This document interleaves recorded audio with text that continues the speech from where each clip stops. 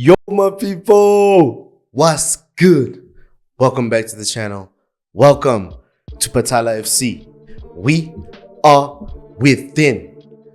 And yes, I've been taking some time out to cry a bit and be sad about the fact that Chelsea were knocked into the Conference League.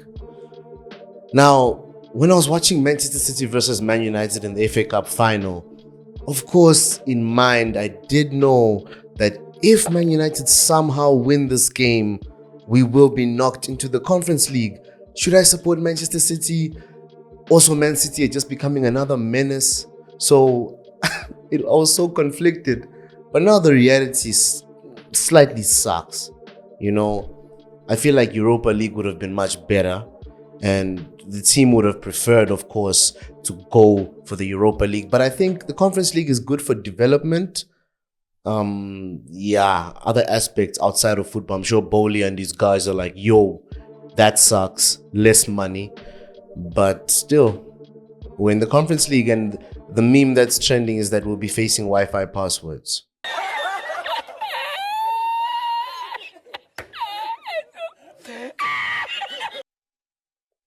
And it's fine. We'll be here to read out these Wi-Fi passwords with symbols. It's fine. We are within. But yes, reports from oh my God! Fabrizio Romano. He's announced Enzo Maresca is close. I was skeptical about Enzo Maresca.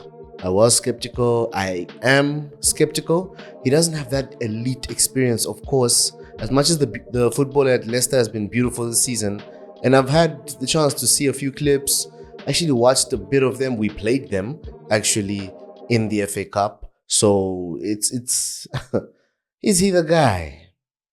Here's the interesting one. Here's the convincing one from my standpoint, right? And I'd love to share it with you guys. It seems like Enzo Maresca is not so far from Poch's style of football. Is that a good thing? Is that a bad thing? It might divide us, right? But what I'm saying is what Poch was building versus what Enzo Maresca is taking over and his style of football, we might not be swaying very much off grid, if that makes sense. The players might be told to do similar tasks, which might help us because it's a young team. You don't want to sway into a brand new set of instructions. And if we did well towards the end of last season, which most of us agree that Chelsea did do well, we can probably build on next season. Why I say it's similar. This is Chelsea in attack. In attack, the fullbacks are so high, as we can see. Gusto and Chilwell in this instance. If you note, Gallagher's not in this team. I'm going with the pessimistic viewpoint that Gallagher might leave the club. And it's looking highly possible with profit margins being part of our attendance in the Conference League, actually. If we don't meet a certain loss bracket, we might not be able to even compete in the competition. And this is Conference League we're talking. By the way, Chelsea, if they win Conference League, would have won all 3 UEFA trophies. Actually, all UEFA trophies. That's an interesting one. But yes, in attack, we'll shape up like this. And Caicedo becomes the third defender. And of course, Petrovic needs to be quite good on his feet. We're putting Petrovic because I think I trust him more than Sanchez. But Sanchez could take the first choice based on his footwork or ability on the ball. So yes, in these positions, Palmer and Enzo will have a lot of freedom to move about, free roam. Jackson increasing numbers in midfield when it comes to defensive work. So in defense, it's a back four sort of thing, like back four, typical what we're used to, with one of the fullbacks going into midfield.